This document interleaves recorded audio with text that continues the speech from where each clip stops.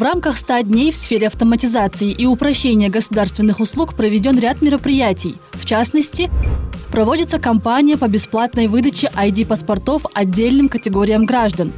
Автотранспортное средство можно зарегистрировать бесплатно. Началась выдача биометрических заграничных паспортов. Открылся первый автоцон. Внедрена система электронных автопаспортов.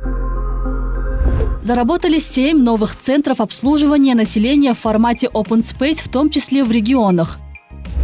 Запускается центр обслуживания предпринимателей. Работает электронная система по выдаче строительных документов. В рамках Санари Паймак подключены 452 айлок-мөтü.